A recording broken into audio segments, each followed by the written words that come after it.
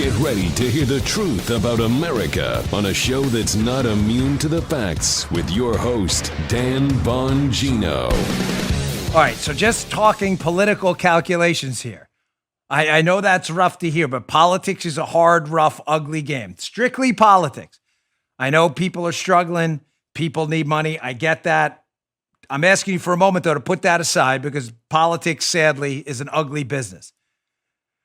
Trump has Pelosi in a corner right now over this porculus bill. The bill was a disaster. We pointed that out yesterday. It's an abomination. The spending bill attached to it is a total train wreck. Pelosi, here it is in a nutshell. Bottom line up front. Pelosi needed this bill to pass with all the pork and garbage in it because Democrats and sadly some Republicans love porculus, right? That's their thing. Porculus is their thing. They needed it. They got smoked in the midterm elections. President Trump needs to help the American people, but he doesn't need it as much as they do if it's going to be a bad bill. Keep that in mind as I talk about what's really going on behind the scenes. There's some stuff here that the media, some in the media have missed that I think Chad Pergram may have pegged. Today's show brought to you by ExpressVPN. Ladies and gentlemen, get a VPN today. Protect your online activity from those prying eyeballs. Surf the web in peace. Get a VPN. Go to expressvpn.com/Bongino today. Pick one up. All right, welcome to the Dan Bongino Show. Producer Joe, how are you today? Fine, sir, on this Christmas Eve. Well, ho, ho, ho. I'm ready to go. Yeah. How about Joe? Yes. Joe, in his worst 1960s game show voice. Yeah, it was absolutely horrendous. Really but that's okay. I've grown to come used to this. This is the last, by the way. Joe works hard. So does Paula. So does Drew. This is the last show of the week, ladies and gentlemen. We have given them. Paula really makes all the business decisions. So we are taking Christmas Eve and Christmas Day off. Merry Christmas to you all out there. We really appreciate it. Thank you to Joe and Drew, Paula, and everyone else, Matt, and everyone who's worked really hard. So we appreciate it. Yeah, Merry Christmas to everyone. All right, let's get to it. And Lucy, you want to throw Lucy in the mix too? Lucy Ball's like, throw Lucy in. Thank you. Poor Lucy, by the way. We had Lucy fixed, if you know what I mean, and she's been struggling for the last few days. It's tough to watch your dog hurt. It is, man. I'm feeling the pain. Yeah, I know. You know, they're like kids. They're like little babies in your family. You know what I mean? Yeah. All right. Let me get right to this because we got a lot to get to. Yeah. I know you do. All right, folks. This holiday season sure knows how to lighten your wallet, doesn't it? Every holiday season. For many families, December is one of the most expensive months of the year. You know that. Not to mention the busiest. If you need the life insurance, but you don't want to deal with the hassle or expense, try Policy Genius. Policy Genius combines a cutting-edge insurance marketplace with help from licensed experts to save you time and money. Right now, you could save 50% or more by using Policy Genius to compare life insurance. When you're shopping for a policy that could last for more than a decade, those savings add up big time. Here's how it works. First, head to PolicyGenius.com. In just minutes, you can work out how much coverage you need and compare quotes from the top insurers to find your best price. Policy Genius will compare policies starting as little as $1 a day. You might even be eligible to skip the in-person medical exam. Once you apply, the Policy Genius team will handle all the paperwork and red tape, and the best part is they work for you. They don't work for the insurance company. If you hit any speed bumps in the application process, Policy Genius takes care of everything. That kind of service has earned Policy Genius a 5-star rating across 1,600 reviews on Trustpilot and Google. If you have loved ones who depend on your income, do not go into 2021 without life insurance. Go to PolicyGenius.com and get started. You can save 50% or more by comparing quotes and start the new year with one less thing to worry about. Do not wait. Policy Genius. When it comes to insurance, it's nice to get it right. PolicyGenius.com. All right, Joe, let's go. All right. So yesterday we had discussed this disastrous, grotesque, porculus bill, spending seemingly everywhere but where it's needed, spending in Nepal for Sherpas in Nepal for mountain climbing. I don't know what all this foreign aid in there. Foreign aid. We're in the middle of a COVID-induced recession here at home. The bill was a disaster. President Trump, I think, heard us and heard others and said, hey, listen, I'm not down with this bill. Now, notice what he doesn't say in this clip I'm going to play. He gave a little speech at the White House yesterday saying $600 stimulus payments. That's a pittance. We've shut the whole economy down. Now, remember, we are giving this money to ourselves. Make no mistake, this isn't like, this money isn't, there's no money fairy. I told you yesterday, I thought targeted tax relief would be far better off. and maybe payments to people who can show they were unemployed for a certain amount of time. I don't think this is a great idea either way. Let me be crystal clear. My principles matter. I don't care who says what. But if you're going to give people checks, $600 isn't going to do much difference in the middle of a government-induced shutdown nationwide. So here's President Trump talking about all the pork in the bill, and he starts out here just nailing some of the disastrous things in this porkulus package. Check this out. $7 million for reef fish management, $25 million to combat Asian carp, $2.5 million to count the number of amberjack fish in the Gulf of Mexico, a provision to promote the breeding of fish in federal hatcheries, $3 million in poultry production technology, $2 million to research the impact of down trees, $566 million for construction projects at the FBI. The bill also allows stimulus checks for the family members of illegal aliens, allowing them to get up to $1,800 each. This is far more than the Americans are given.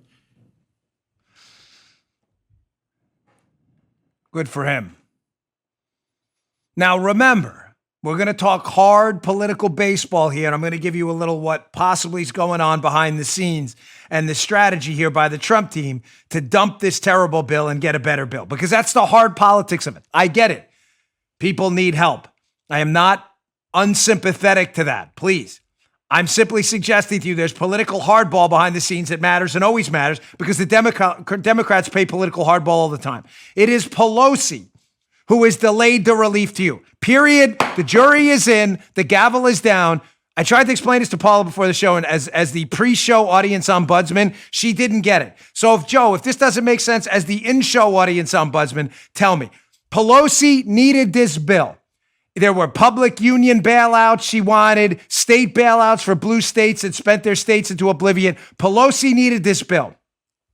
She delayed the bill, thinking a signing of a bill where you got a check by President Trump before the election would benefit Donald Trump, so she delayed it. Does everybody get point one? Bullet point one. Producer Joe? Okay, good. Paula's giving me the thumbs up. Pelosi delayed it. I'll play the video in a second. I'll get to that. Of her admitting she delayed it. It's her words, not mine.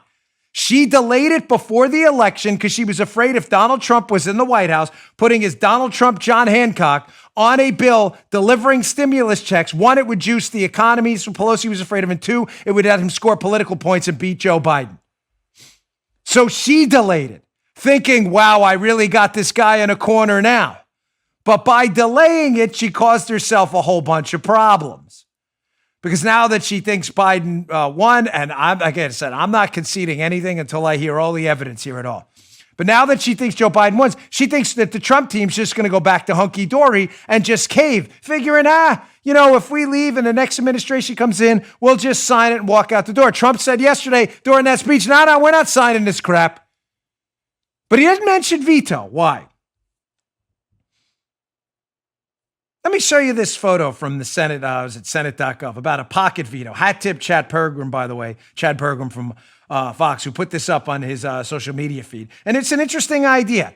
Senate.gov. What do we have up here? What's a pocket veto?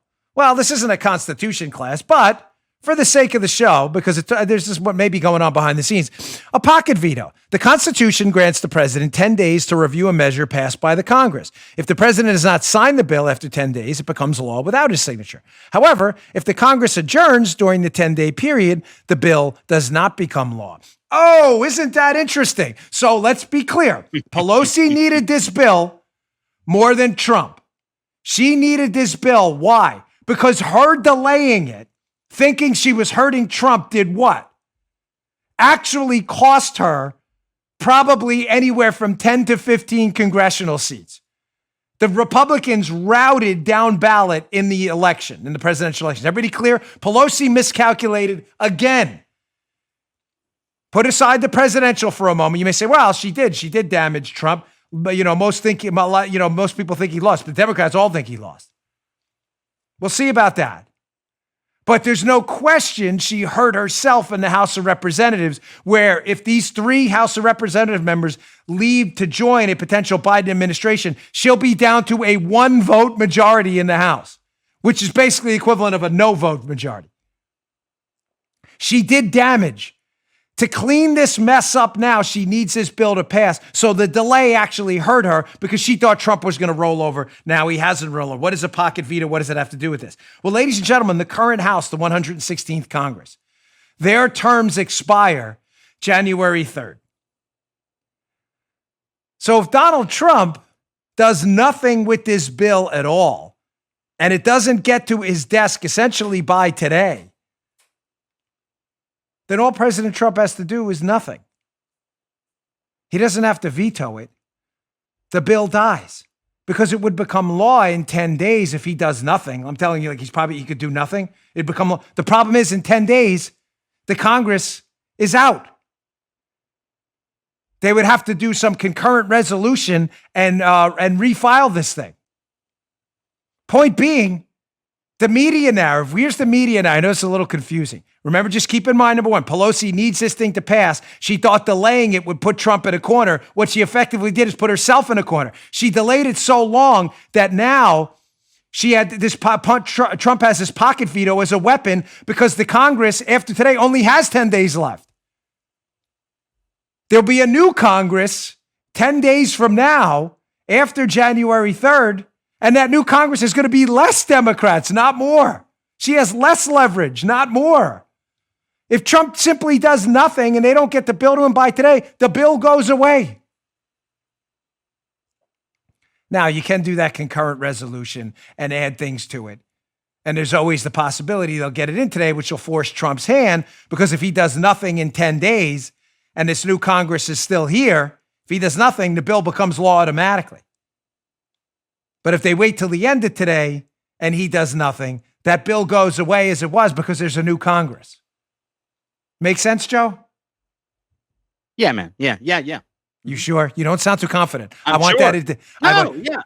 That 10 days only comes into account because they've only got 10 days left. And Pelosi, the dunce, waited too long. If she just would have got it to him yesterday or the day before, he has to do something in 10 days or either veto it or sign it, because then the bill automatically becomes law if he does nothing. Or even if he vetoes it, it goes back to this same Congress and they'll override him. But by waiting, they may have screwed themselves big time. Now, showing you what a tactical miscalculation this was, not only is Pelosi, who thought she was gaming Trump, not only is Pelosi now quietly knowing behind the scenes she's in a lot of trouble because Trump's like, your bill sucks. You're going to fix it according to my conditions, or you get nothing. Nothing. Nada. Pelosi's already on tape admitting she delayed the bill. She would have gotten it to him sooner. She probably wouldn't have lost 12, 15 House seats that she lost because her members ran on nothing. Her Democrat members who were in charge, the Democrats who were in charge of the House before the election, couldn't run on. We're helping the American people with these stimulus checks because they couldn't pass it. Because Pelosi thought she was doing damage to Trump. She cut off her nose to spite her face. Not only that, she's on tape talking about it. You don't believe me? Here's Pelosi in her own words. I delayed this thing because look at me. I'm the master politician. Really? Check this out. Yeah. Was it a mistake not to accept half of a loaf months ago when you said, I'm not going to accept half a loaf? Look, I'm going to tell you something. Now, Don't characterize what we did before as a mistake, as a preface to your question, if you want an answer. That was not a mistake. It was a decision, and it has taken us to a place where we can do the right thing without other, shall we say, considerations in the legislation that we don't want. Now, that is it. Now, the fact is, I'm very proud of where we are. She admits delaying the bill. She basically says it right there. The guy said, was this a mistake, delaying the bill and not taking the Republicans' earlier offer of a $1.8 trillion stimulus, which was double what they get now, which Democrats should love. It's more government spending, right? Pelosi said no to that. So she gets half of what she wants now. Even the left-wing media is like, wait, Nance, hold on, Nance. You're supposed to be this genius, master tactician politician, right? The Republicans gave you double what you think you wanted now. 1.8 trillion months ago. You said no to that. Now you get half of what. And wasn't that a mistake? No. She says it wasn't a mistake. We did it on purpose. She just admitted to it. Yep. She delayed it thinking she was going to box Trump into a corner, and now she's in a corner. because her Congress that she's in charge of is done on January 3rd. And Trump can now, if the bill doesn't get to him in time, can basically pocket veto, meaning he doesn't have to do anything. Now, why is that a win for Trump politically? Because now he has leverage, number one, to get what he wants, which is bigger stimulus checks for the American people. Number two, he can get all the foreign aid and garbage out of it if he wins. But number three, what's the story the media desperately wants to write before Christmas? Think this through. Everybody, take a moment, think this through. We have a Dan Bongino, we can't go more than 7 seconds. We're on terrestrial radio, and it like kicks into like a best of. So the media story they want to write is Trump vetoes stimulus checks for the American people, right? On Christmas, they'll put that story out on Christmas. On Christmas, yeah. But a pocket veto isn't if he doesn't have to do anything.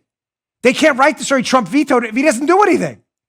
All he has to do, Trump is saying, hey, all Donald Trump has to do, President Trump, all he has to do is say, I didn't like this bill. It wasn't targeted towards the American people. So I'm putting this back in the Congress to fix it. The media can't write Trump vetoed it because he doesn't have to veto it. They don't get it to him in time. He just has to do nothing and let them iron out the BS. You may not like it, but that is the cold, hard politics of it. That if they don't get him a bill in time, that pocket veto becomes a real reality. And the media can't write any of their stories that they already have ready to go on Christmas. Scrooge McTrump vetoes stimulus bill on Christmas Eve. They so want to write this story. Did you notice, though, in that speech, if you watch the whole thing, the one we just played the clip, he doesn't say the word veto because he's not stupid. Again, I think Trump, listen, not everything the guy does is some four-dimensional chess. Okay, he's human like everyone else. He makes mistakes. We make mistakes. Paula never makes mistakes. Joe makes mistakes. Drew, everyone but Paul. Everybody makes mistakes. Trump makes mistakes too. This was one of those moments where I sincerely believe Pelosi thought she had Trump. Had him, the Russians over a barrel, as they said in the stupid dossier, right? Thought she had him over a barrel. And really now, the real barrel is on the other side, not with Trump. One more quick piece of breaking news last night.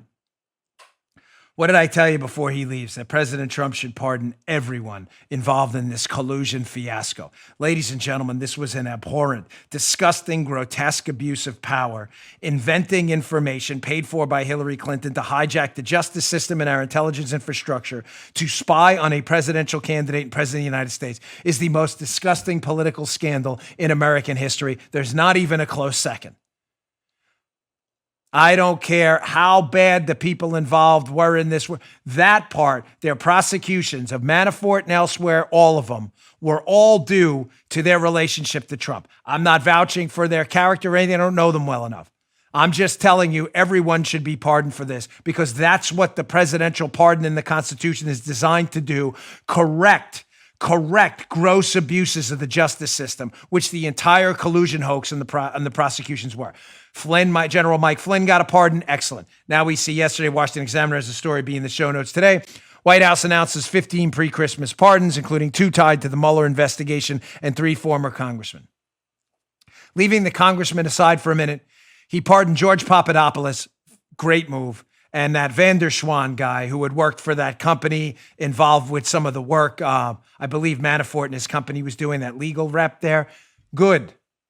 I'm not vouching for their character. I don't know them well enough. I've had dinner with George. I've spoken with George. But George Papadopoulos was targeted for one reason only, because of his political affiliation with the Trump team. I said a few weeks ago, a few months ago, a year ago, President Trump out the door should pardon everyone this case has touched. I'm very sorry, but this was a gross abuse of the justice system, and everyone should get a pardon. So this is a good start, and I don't think it's the end of it. All right, moving on. I've got a really important story for you coming up. First, I want to play you some quick video of what the other guy's up to, Biden, who I mean, the guy's just actively promoting a conspiracy theory now. Well, how is Biden not being tagged for misinformation with this? I'll play the video of that in a second. Seriously, he's actively promoting a fully discredited conspiracy theory. Where's Twitter, Facebook, the fact checkers? Where? Nowhere, because they're morons and losers, and they just hate conservatives. They're morons. They had us before Christmas. I don't want to be nice. I can't stand those people, and they can't stand us. They're total phonies. I got video of that, and I've also got, believe it or not, this may be a first, a New York Times story in a stunning act of actual journalism and like 4 or 5 screenshots from it about how Trump may have changed the GOP forever. It's an important piece with some really stunning information. I'm actually shocked it was in the New York Times. I'm not kidding. All right, let me get to my second sponsor today. One of my favorites, the absolutely delicious, second to none, our friends at Magic Spoon cereal. Listen, there's no better time than the holidays to enjoy a bowl of this stuff. Why? Because growing up, everybody loves cereal, right? But why did you give it up? Probably for the same reasons I did. You probably looked at the back at the nutrition facts and you were like, what? What's all that sugar doing in there? Come on, that stuff was really never healthy. Magic Spoon has 0 sugar, 11 grams of protein, and only 3 net grams of carbs in each serving. Forget all that. You know what's important? The stuff is delicious.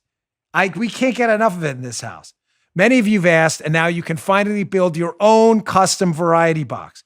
You can choose from their best-selling cocoa.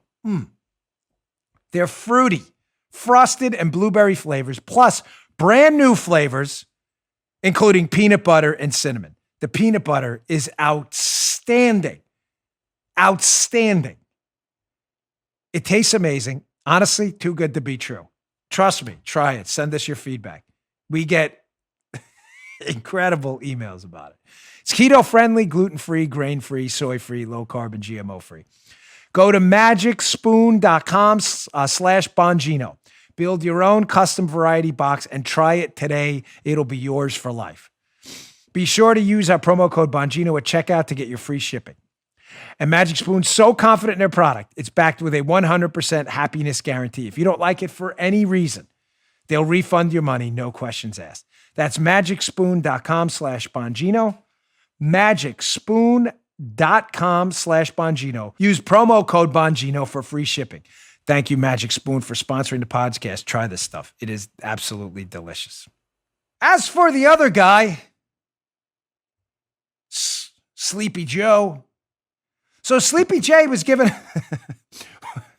Sleepy J was given a little presser yesterday. And of course, you know, the journalists there. I don't even want, when I say journalists, it should come with an automatic laughter response afterwards, because journalists are just clowns now. It's just, the only real journalist out on the trail is Peter Doocy from Fox News, who dares to ask Joe Biden real questions about his son. So Peter Doocy shouts out this question yesterday at the end of a presser. I'm going to play this video. It's about 30 seconds. Here's Joe Biden pumping a known discredited conspiracy theory, a conspiracy theory by every essence and meaning of the word. Joe Biden is alleging a conspiracy that is already a debunked theory, that the information about his son Hunter, his known suspicious associations with foreign governments that we know are under investigation by the FBI, we have the actual FBI case number. He's alleging that this is a Russian disinformation plot. Again, Doocy asks him, hey, is that Russian disinformation? Listen to this lunatic's answer. Check this out. Merry Christmas, everybody. Thank you.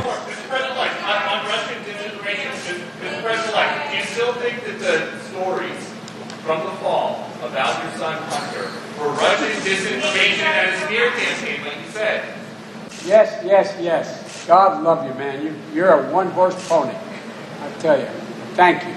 I promise you, my Justice Department will be totally on its own, making its judgments about how they should proceed. Thank you. One, what the hell is a one-horse pony? Are there two-horse ponies? You mean a one-trick pony? Can this guy even get like his expressions right? What the hell's a one-horse pony? As Shapiro tweeted out this morning, he's right. I'd love to see a two-horse pony. What is that? What is that? Like a mutant pony, like with Medusa heads? Or what the hell is that? The Hydra, the 7-headed pony? Like, what's a one-horse pony? But he can't even get his expression. This is how delusional this guy. He lives in another, like mentally, he exists in another level of the cosmos. Thankfully, you and I will never see. Peter Doocy from Fox asked him a real question. Hey, basically, now that we know that your son's under FBI investigation, we have the actual case number. It's real.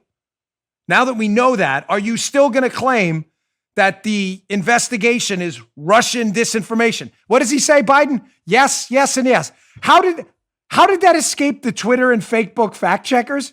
Because they're not serious. These are lunatics. These fact checkers, trained journalists, I'll get to that later too. The fact checkers are supposed to be trained journalists, are a joke. You're Pravda Soviets. You're nothing more than Castro-like Cuban suppressors of information in the state of that people escape from to live in freedom here. And now they have to deal with you losers here. How did that escape the fact checkers? Why is Joe Biden not being extensively fact checked on this video now every time with a little Twitter, Facebook fact checking notification? Note, it is not a Russian disinformation plot. There is an actual FBI case number against Hunter Biden. Why? Because they're fake. And that's why I love that Wall Street Journal piece I put out there a few weeks ago. That Republicans and Trump supporters, when they see a fake book and Twitter fact check, when they see it, they're more likely to believe the story is true. It's the greatest misfire in the history of fact checking. We know you're scam. We know you hate conservatives. We know your fact checking is nothing more than political attacks. And it leads us to believe logically that if you fact check it because you're inspired by politics, that you're afraid of what the message is, which makes us believe it's more true rather than less true. Greatest misfire ever in the history of social media. Get a special counsel, Mr. Trump, please, before you leave office on this case. Because if this guy winds up making it into the presidency, this deranged man talking about a Russian disinformation plot, you think he's going to take a DOJ case against his son seriously? He's pumping a discredited conspiracy theory by every definition of the word. If there was ever a time for a special counsel, it's now. All right, moving on. So shockingly, the New York Times has some stunning act of journalism. Of course, they do it now after the election when they think there's no consequences because they're convinced Biden won. But this story was fascinating. I in the interest of actual reporting fairness, there's some nuggets in here you really need to read. And I think for the first time ever, I have a New York Times story in the show notes because I really do think it's important you read it. Because if this data is accurate, and it looks like it is, it bodes well for the future of the GOP and speaks to the incredible effect Trump had on the party. New York Times, immigrant neighborhoods shifted red as the country chose blue. Wait, that headline, Paul, is that headline right? Did you manipulate that at all? No, she didn't. She's giving me the no-ski. Joe, did you? No, Joe didn't do it because Joe doesn't even do that. Paula does that. Yeah. Joe does the video audio. That can't possibly be. Immigrant neighborhoods shifted red as the country chose blue. New York Times. Didn't the New York Times tell us Donald Trump hates immigrants? Donald Trump hates minorities, people who are gay. Donald Trump hates everyone, according to the New York Times. How's this possible? That immigrant neighborhood shifted red? I didn't read the headline wrong. In the New York Times. Now, you would think the New York Times would then acknowledge that the journalisming that they've done over the past 4 years, telling us how Donald Trump hates immigrants, you'd think they'd acknowledge it. Maybe their reporting was wrong? Because it's kind of weird. I've got a lot of screenshots from this piece. They're short, but they are worth your time because, ladies and gentlemen, this portends something very positive in the future. It's around Christmas. I don't want to cover all the negative news all the time. There's some good, there's a lot. We're still the United States of America. Still got the most powerful economy on planet Earth, the most powerful military, and the smartest people around, and the greatest entrepreneurs. We can still fix some of the disasters heading our way. Tomorrow can still be great. Don't ever underestimate the power of the United States. It's been a great miscalculation on the behalf of foreign powers throughout our history. And going forward, if this is true, what I'm about to tell you in this story, that immigrant populations, minority populations, and minority populations that are not necessarily, remember, many minority families have been here for generations. Some were here since our founding, are shifting towards President Trump.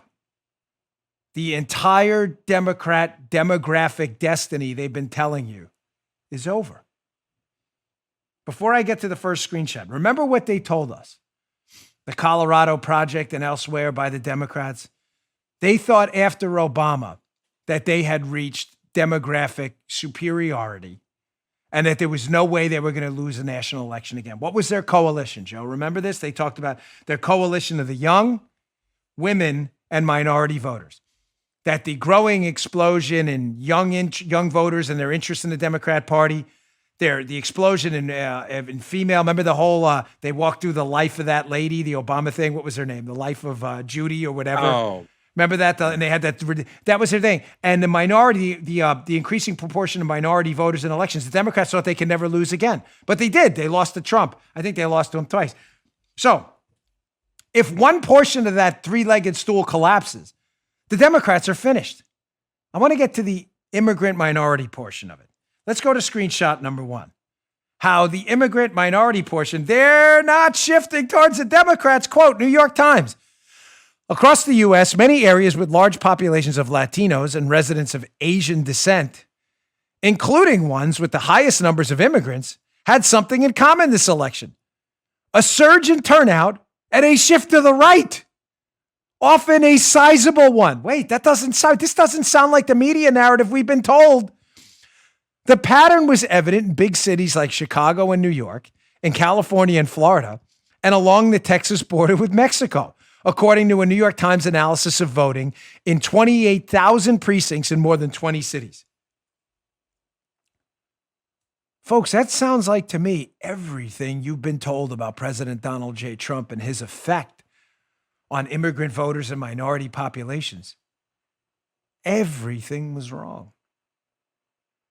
You've been told for 3 years, he's a racist, he's a bigot, immigrants hate him, minorities can't stand him, Hispanic voters, oh my gosh, they really can't stand him. All the lies about President Trump with the Charlottesville speech, the lies, the made-up fabrications, the lies that he called all Hispanic people rapists and Mexicans. That's not what he said at all. They make this stuff up. They make it up to put you in some box the media wants you in. You're Hispanic. Some people don't identify as Hispanic. They identify as a mom, as a dad, as a cop, a fireman, military officer, whatever it may be. They want you in that box so they can tell you what? Trump hates you because you're Hispanic. It's the only reason. But it sounds like everything they told you is wrong. Because these people aren't voting more for the Democrats. They're shifting to the right and voting more for Trump. Let's go on, screenshot 2. This piece was fascinating. I'm not kidding. Stunning, again, in the New York Times.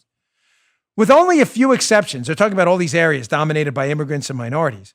With few exceptions, all of these areas continue to be Democratic strongholds.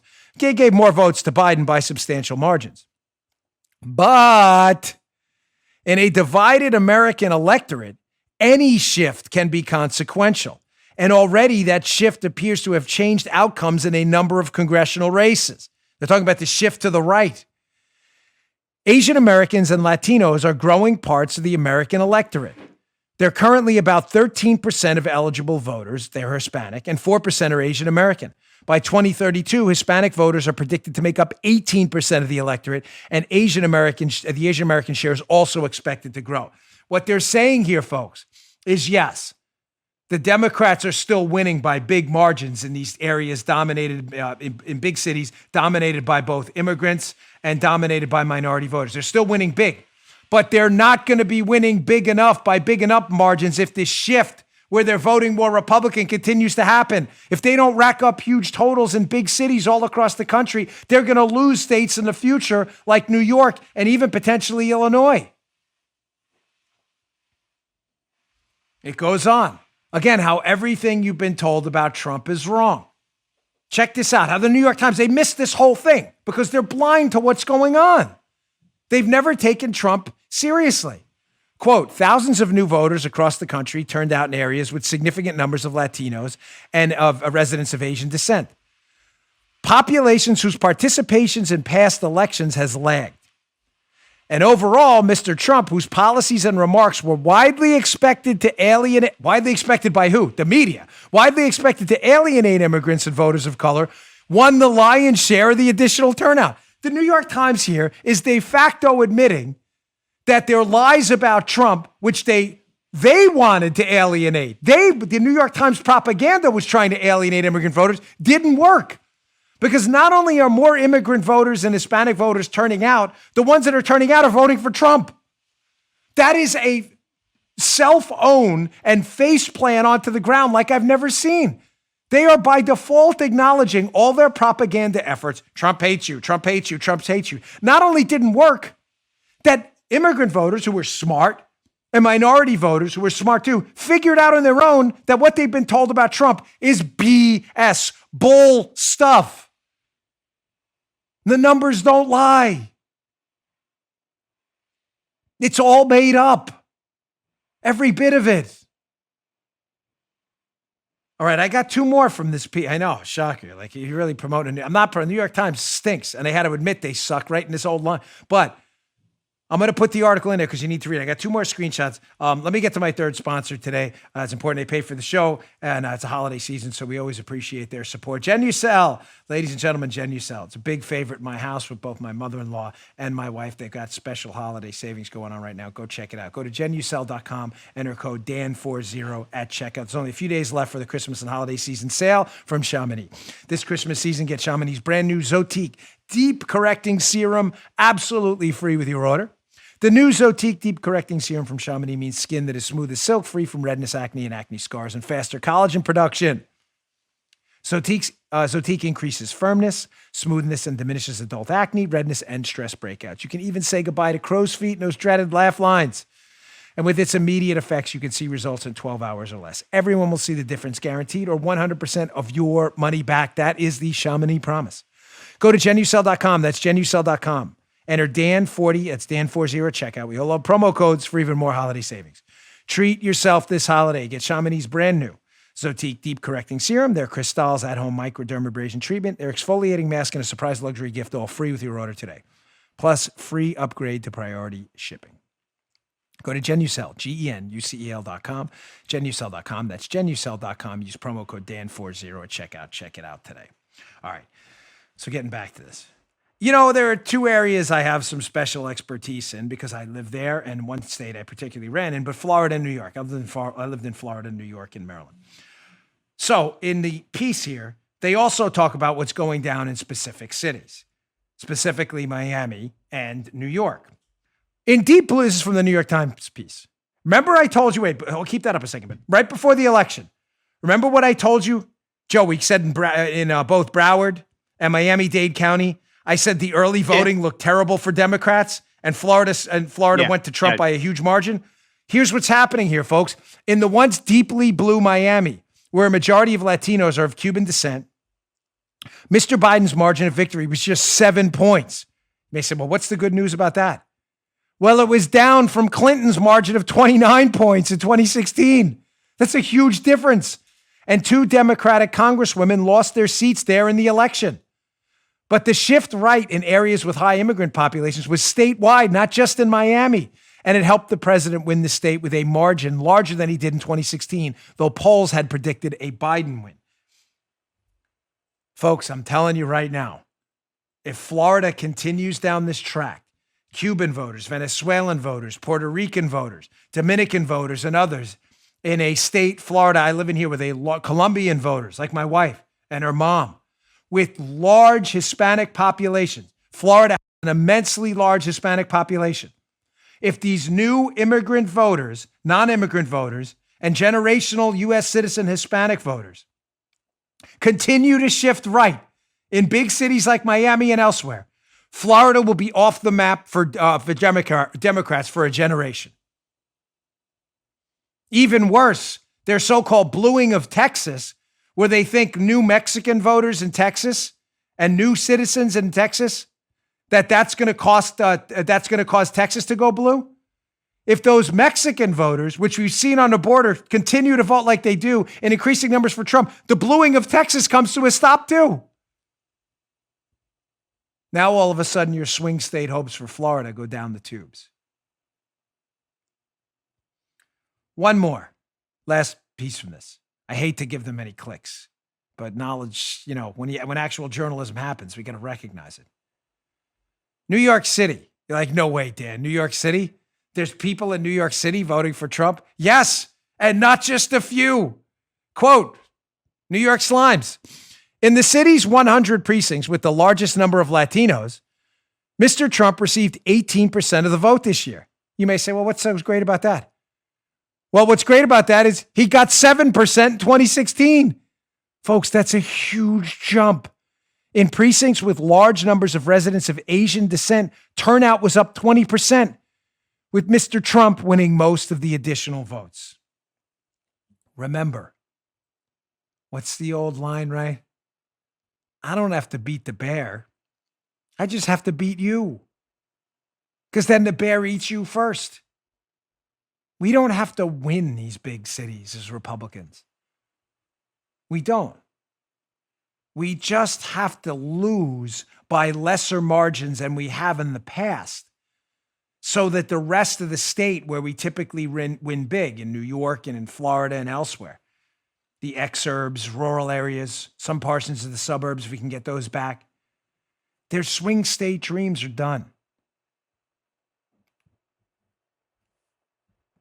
Imagine New York City where it's 80-20 margins for the Democrats get cut down to 70-30, even less, 65-35. I'm telling you, the Democrats' demographic destiny will be over.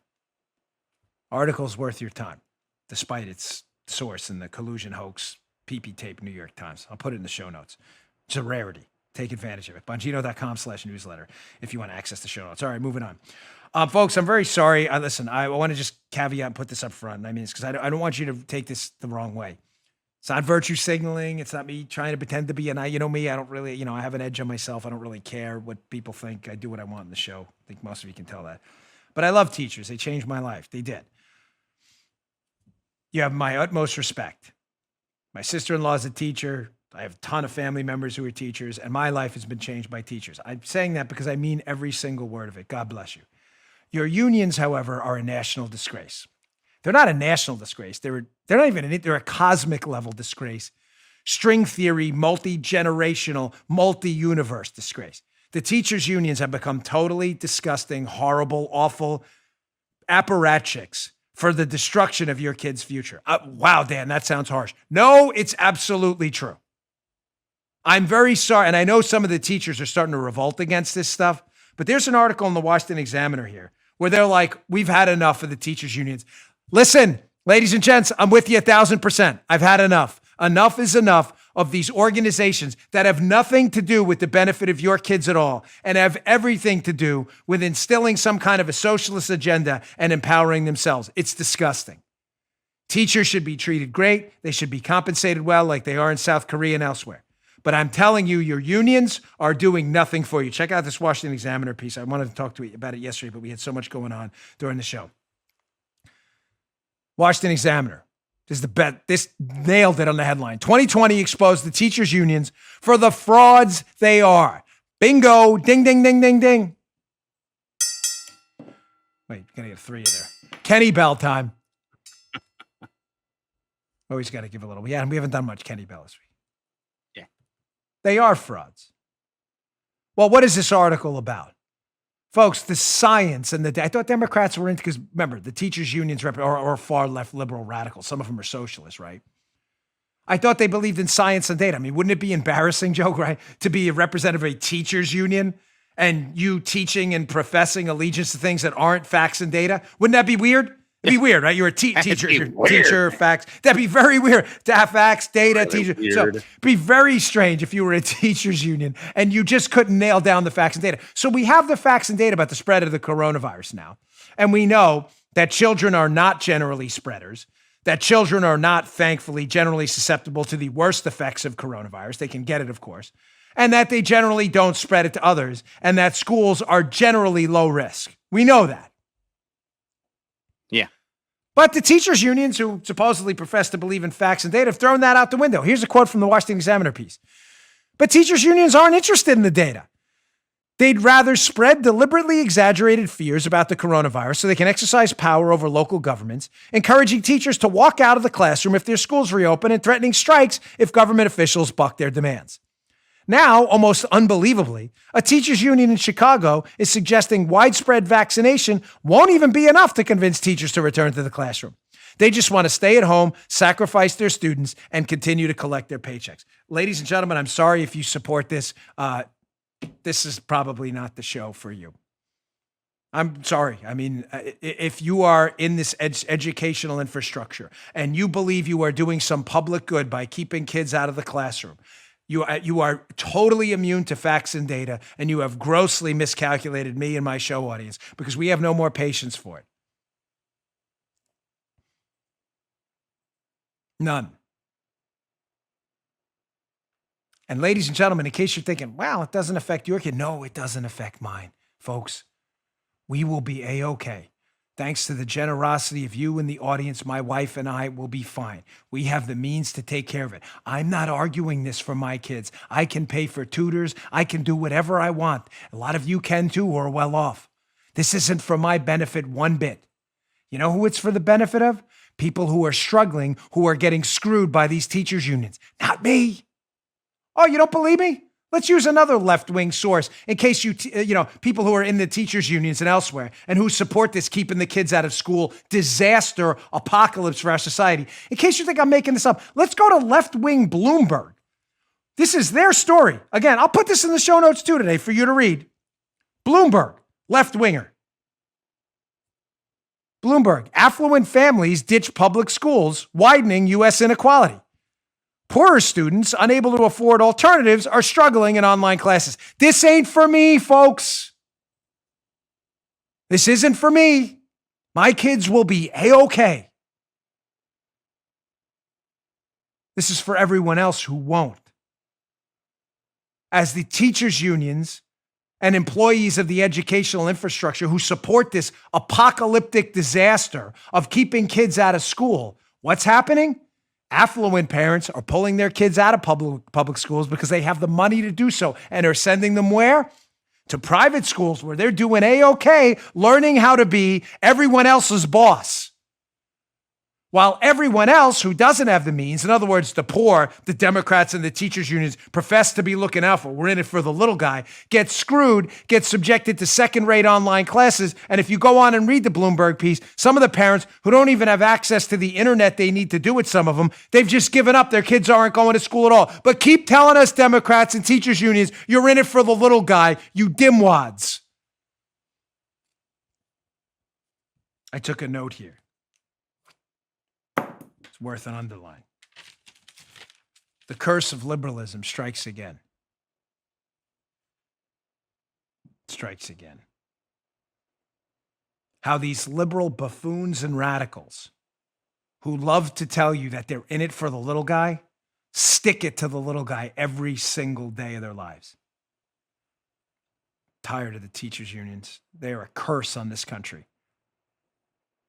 The kids back in school. It ain't for me, folks. It's not for me. We will be fine. Struggling Americans won't be. All right, let me get to my last sponsor. On the other side of this, I got another story. Axios. I break down the whole cabal of how I'm telling you, folks, there's a serious war on free speech going on. I've got a warning. I'm going to leave the show with today. You're not going to want to miss. Our final sponsor today, Taser. People at Taser believe that safer self-defense is better self-defense. Taser's line of non-lethal self-protection devices are small and lightweight enough to carry with you in your glove compartment or your purse. Yet they're powerful enough to incapacitate an attacker. Taser products are safer and easier to use. They use an electrical charge to immobilize your attacker for up to 30 seconds, allowing you time to escape and send emergency dispatch to your GPS location. Taser devices come loaded with features like laser-assisted targeting and emergency dispatch, which will send response teams to your GPS location upon discharge. More than 237,000 lives have been saved with the Taser network of devices, apps, and personnel. I have one. Very easy to use, very effective. Now you can own your own Taser device, the number one choice of law enforcement agencies. Protect yourself and your family with Taser's line of smart self-defense products.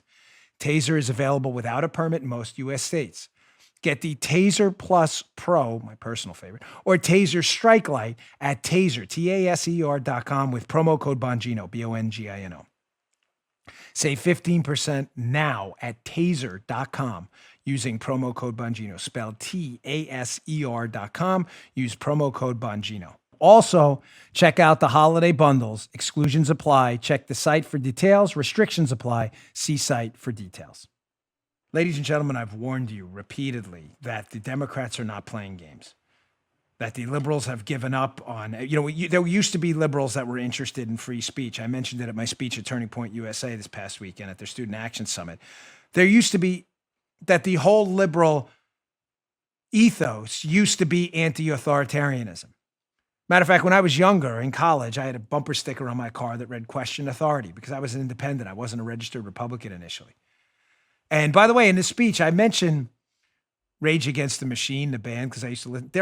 I'm now fan. This guy's gone full socialist. And by the way, they've done stuff in support of this Mumia Abu-Jamal, which is unforgivable. But I'm honest about it. When I was a kid, I didn't know that much about bands and you just listen to music when you don't research their politics when you're, 16, 18 years old. But I mentioned that it was interesting how even far left liberals like that, like Rage Against the Machine, they're like full-blown leftists. I mentioned how even back then, their whole like grunge rock, whatever it was, message, I don't know how to describe it. And Joe, believe me, nobody knows tunes better than Joe. Joe was a professional, was in like actual bands that did touring and stuff. Right, Joe, the whole ethos of the 60s rock era and even the grunge rock era was like, stick it to the man, bro, right? Yes. I'm not crazy. Yeah. Yeah. That was their whole thing. For me, it was Jefferson Airplane. Yeah. Yeah, Jefferson man. And it was all like, they were screw, they were crazy. And screw the man. No. Screw the man. I don't do chords very well. And then a drum beat in the back. Cause you can't tell by the way, screw the man. Walks in my. Yeah, I watched the Bee Gees documentary last night. Right. That's why I'm going. But that was the whole thing. Screw the man. Paul is like horrified by my saying every single time. Now it's like, where did those liberals go? Where did they go? Socialists who supported this cop killer, like as radical kookies you get, still said screw the man. Now their thing is like Eric Swalwell, like I want to screw the man. Like that's their thing. Like they loved him a little too much, if you know what I mean. Sorry, it's Christmas, but you get what I'm saying? Yes. They love the man now. The man. Joe knows what I'm saying. The man. It was like a term in the 60s for like government man's coming screw the man. Now they love it. They love censorship. Here comes the They beg the man now to crush other people's civil rights. So what used to be like the cool, edgy, liberal, anti-authoritarian movement is now a bunch of lemming subjects of the man themselves. They're now subjects of the man when they said they hated the man. By the way, that Bee Gees documentary was pretty good, I got to tell you. I know some of you have seen it. I happen to creep across the line. Remember the Bee Gees? With that falsetto. Remember that falsetto by Barry Gibb? They talk about how that came about by mistake. You know that high voice Barry Gibb used to do? That all happened by mistake. He didn't do that. What happened is at the end of one of their songs, one of the producers who wanted him to have more of an R&B sound said, hey, Barry, you got to like rock it. I forget the song, which one it was, but they said, you really need to, was it Jive Talking or something? They said, you really need like to rock it at the end and do something crazy. So Barry Gibb did that falsetto. He did the falsetto at the end and everybody loved it. And that's why, man, you can't tell. That's how that all came about by the Bee Gees. It was the craziest thing. Check it out. It was actually pretty interesting, the Bee Gees. So, but where I was even going. That's the whole point. Like now the left, who used to be these like cool kid culture kids, now love the man. Check this out. Axios yesterday, which supposedly is a journalism site, but lately he's been just screwing stuff up. They put out this piece that's hilarious. Keep in mind, our website, we're the ones who nailed the Spygate hoax, the collusion, the Spygate scandal, the collusion hoax, the Ukraine hoax. We nailed it while the media got that wrong. So Axios runs this story, quote, unreliable news sources got more traction in 2020. They put unreliable in quotes, but they, the point's there. Like they want to show how unreliable these people. Who do they talk about? Oh, me. They say in 2020, nearly 1/5 of engagement among the top 100 news sources on social media came from sources that NewsGuard, hilarious, deems generally unreliable. NewsGuard found that its top-rated unreliable site was Ben Shapiro's The Daily Wire, which saw 2.5 times as many interactions as 2020. Keep in mind, the Daily Wire's nailed every story NewsGuard and these other clowns got wrong. Then they go on, Bongino.com increased engagement by more than 1,700% this year. NewsGuard, this is the funniest part of this whole thing. NewsGuard, this place who deems us unreliable, Joe, hilariously, uses trained journalists to rate thousands of news and information websites. Trained journalists. I almost threw up and it wasn't from the chemo. I almost retched when I heard You mean the same journalist that told us the PP hoax was real, that told us Spygate was fake, even though we have the name of the spies, that told us the Hunter Biden story was a joke despite having the FBI case number? You mean the ones that told us Nikki Haley hanged the drapes and the State Department thing despite the fact that Hillary Clinton did it? Remember the ones that told us Don Jr. was propositioned by WikiLeaks despite the fact that he never even answered the email and it came out after it was all public? Remember all that stuff? Those were the trained journalists that fell willingly for these hoaxes when we called them out. Yet NewsGuard's trained journalists deem us unreliable. Is that hilarious? What's really going on here? It's a propaganda mission. The now pro-authoritarian left, who love the man now, a little too much. The pro-authoritarian left is terrified that my site is exploding. It is. That NewsGuard acknowledges. Our site is up 1,700%. We are the fastest growing conservative website in the country, Bongino.com. That's just a fact. That terrifies them because they're terrified of the truth, because they're Soviets. No, I mean it. They're like real Soviets in their ideology, the media. The media now is all about propaganda. They have their lips surgically attached to the butts of the left. So the media now runs fake fact check sites like NewsGuard to try to stop the momentum of truth-telling sites like ours by calling them unreliable. That's step one. You get it, Joe? Deem conservative websites that call us out in the media for our Soviet propaganda, deem them unreliable, so we can call them misinformation sites. That's only step one. What's step two? Well, let's go back to Axios. Convenient. This was in a different Axios newsletter. Exclusive. There's a coalition now of leftist lunatics demanding Biden act on misinformation. Quote, a large collection of nonprofits is sending an open letter calling for the incoming administration, Biden, to do a better job of educating the public on misinformation and taking stronger action to protect the healthcare system, voting process, and other critical institutions. They make a number of demands, Joe. One of them is, get a load of this. This is absolutely terrifying. I'm not kidding. This is not a joke. They want to create a national site for debunking misinformation. Are you kidding me? After pumping the PP tape, telling us the Spygate scandal we called out was fake, after telling us that Mike Flynn reached out to the Russians before the election when it was after, and Joy Behar celebrating it, after getting the Covington kids story wrong, after getting Juicy Smollett, that story wrong, after getting every major story promoting 52,000 race hoaxes, the same mainstream media that people that are on the record promoting a series of endless hoaxes over 4 years and getting busted by people like us, those same people are now calling on the Biden administration to run a Pravda-like national inventory of misinformation sites so they can get us booted off the internet? This is beyond Orwellian. It's dictionary.com Smorwellian, if you watched the show last week. That's even worse. Here's my fear, folks. And even some folks in the media who are honest, they're starting to get worried about what's going on. The now liberal, anti-civil rights, we are the man, liberals now, who are using everything in their power to crush civil liberties and free speech, while their NewsGuard friends and trained journalists in the media assist them in doing it. A lot of journalists are getting scared now because this is getting into really freaky deaky scary time. It's Wall Street Journal piece. We're going to wrap up the show with this today. Listen, I rarely put Wall Street Journal links in the show notes, as you know, because they're subscription only. I'm going to make an exception today for this one. Some of you have a subscription. Maybe it's beyond the paywall now, but this article should scare the hell out of you, and it is worth your time. Soviet Politics, American Style by David Satter. A propagandistic press, the crushing of academic freedom and the shattering of family loyalties. This is a warning from this guy. about our media in the United States practicing the exact same tactics as the Soviets did in crushing free speech and dissident behavior. From the piece. It's 3 paragraphs. They're short, but this is worth, listen to this. One of the pillars of the Soviet Union was a controlled press, gosh, that sounds familiar, in which all coverage was organized to confirm a mendacious ideology.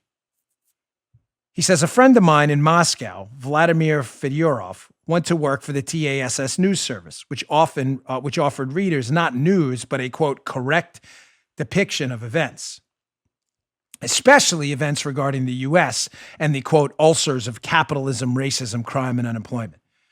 So this guy's got this experience in Moscow with his friend who worked for the old Soviet press, where they focused on, correct depictions.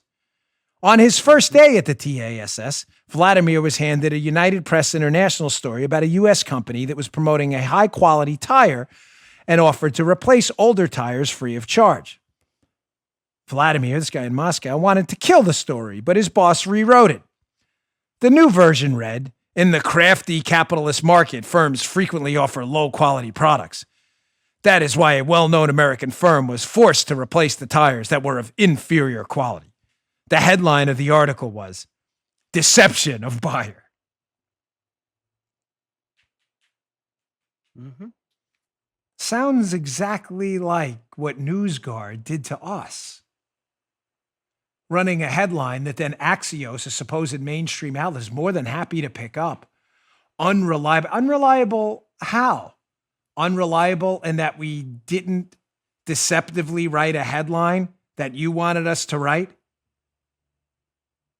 Is that what you mean? That we told the truth when we caught you lying? Folks, the media's gone full Soviet.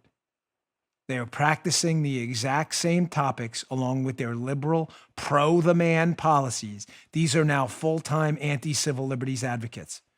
They cloak their rhetoric and their actions in the opposite, Antifa. We're anti-fascist. No, you're pro-fa. I like pro-Tifa better. Pro-fa, pro-fascist. But I like pro-Tifa.